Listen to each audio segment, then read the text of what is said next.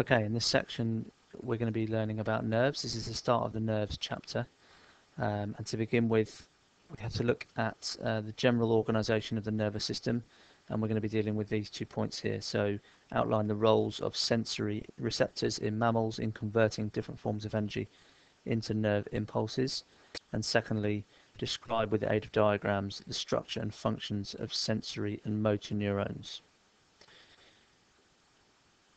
So we begin with a simple diagram of the organisation of the nervous system. You should be aware of this being in 2 main parts. The central nervous system, which comprises the brain and the spinal cord and all the nerves that are within these 2 things. So that's the central nervous system. And the peripheral nervous system, which I'll just spell over here. And the peripheral nervous system is all the other nerves that protrude out from the spine and the brain around the edge or the periphery of the body. For now, that's the only organisation that you need to know of the nervous system, but you do need to be aware of some of the different receptors that are around that allow a body to detect changes in the environment around it. So to begin with, we have receptors in the eyes, and we have receptors all over the skin, and also just one more I'll label for now. There are others, but these will do for now. And these are in the ears. Each of these receptors is responsible for detecting a different stimulus. I'll just put some of the keywords down the side here that you need to be aware of. Plural of stimulus is stimuli. And as I said, each of these receptors detects one of these stimuli. So light is responsible for, the eyes are responsible for detecting changes in light. Your skin for detecting changes in heat and also pressure, and your ears are responsible for detecting changes in sound. Now at this stage there's not a lot more you need to know about that, but just be aware that the change that each of these receptors undertakes then generates an electrical impulse. And as you can see back from the sentence from the syllabus, we need to refer to them as nerve impulses, and that's important that you use the word nerve impulses. These nerve impulses travel as electrical signals, and most of these journeys then begin from one of these receptors that we've mentioned, and they then start at the receptor and send it then into the central nervous system, where that message is processed. So what we're going to look at is the part of that journey starting from, let's say, the skin as an example, and let's say there's a change in the pressure on the edge of the skin, and the type of neuron, and we need to be aware of the word neuron here, is just a slightly more complex word for nerve. And so the stimulus is detected at this end of this diagram, and on this diagram this is representing the skin, and underneath, as you can see, we have a number of different receptors in the skin that are detecting that change in pressure. So what receptors are responsible for doing is then taking that change in the environment and turning the change into an electrical impulse, which is then going to be sent along the nerve.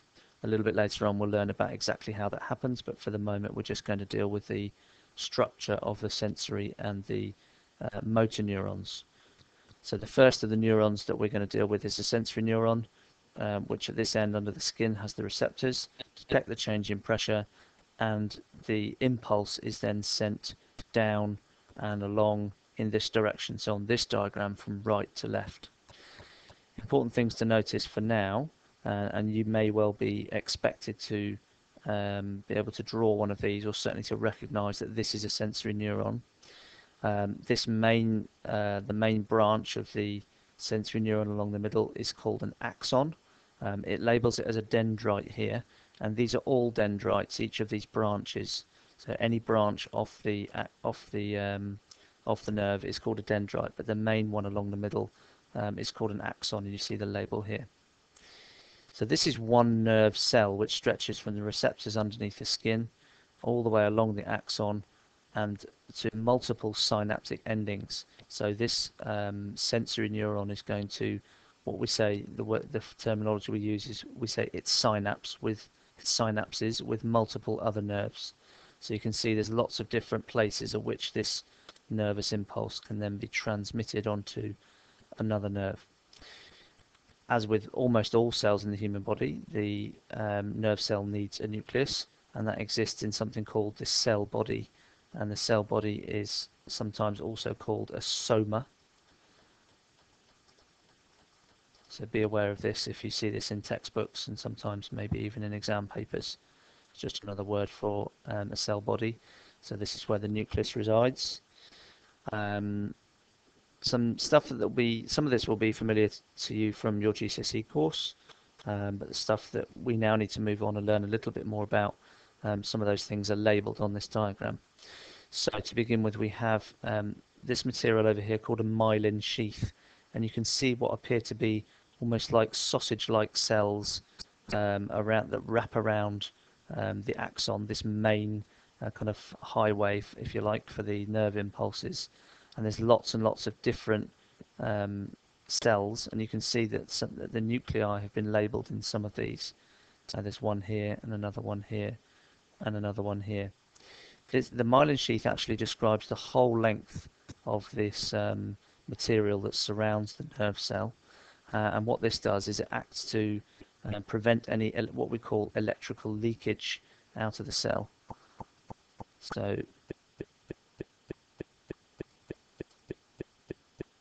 as the message is passed along the neuron, there's a danger that some of the impulse, the electricity, as it were, leaks out the side and doesn't make it to the other end.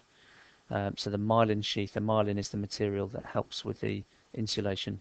There are gaps between each of these cells which produce the myelin, and those gaps are called nodes of Ranvier.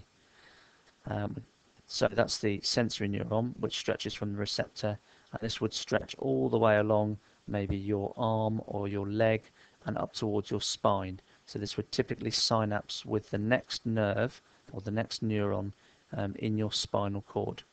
Now the next neuron that you actually don't need to know about, so that would be over here, is called a relay neuron. So imagine it a bit like a relay race, and the relay neuron will take this message from the sensory neuron and then pass that message along through the spine and onto the next type of neuron, and this is a motor neuron, not labelled here, so I'll just give you the spelling, but it's as you would expect.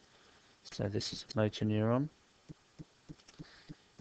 In this instance, the impulse is travelling in this direction, so from left to right. In an exam paper, it could be in either orientation. So imagine now again that the relay neuron is on this side and is passing the message on. Multiple relay neurons may synapse with our motor neuron, and there's one, and there's another one, and lots of different relay neurons synapsing with our motor neuron. Again, you need to be aware of the structure of the motor neuron and be able to compare it to the sensory neuron. This time, notice the cell body is built in, if you like, to within the main body of the nerve cell itself, rather than with the sensory neuron. It was on a separate branch just off the side of the axon. So this time, it's built into the main body. So that's the nucleus of this nerve cell. So as I said, lots of these dendrites, lots of these synaptic endings here, or synaptic knobs they're sometimes called. And they're a little bit fussy sometimes in exam papers so that you get those names right. So you can call it a synaptic ending or a synaptic knob. And lots of dendrites feeding into this motor neuron. So again, this would then be maybe in your spine. And this is then going to go out of your spine and along back down an arm or a leg to send a message to ultimately to either a muscle or a gland are the two typical what we call effectors, and this is a word you should be familiar with from your GCSE. So these are going to affect a change in the area of the body that needs it to happen. So in this instance, you can see on this diagram they've labelled muscle fibres.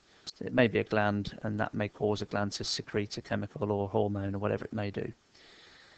So the message arrives at the motor neuron in the dendrites, and it feeds in past the cell body and then down again along the axon. You can see the myelin sheath again has been mentioned, and as I said before, the nerve impulse direction is this way.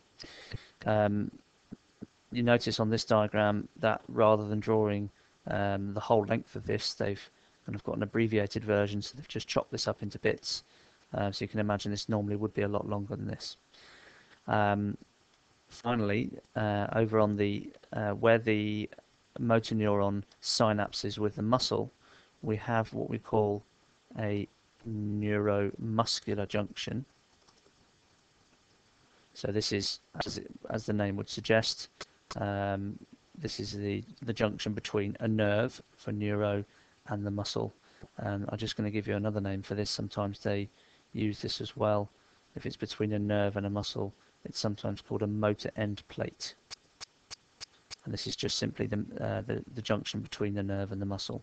So the nervous signal, the nervous impulse moves along the axon and then reaches the muscle fiber, where it will then, in this instance, cause the muscle to contract.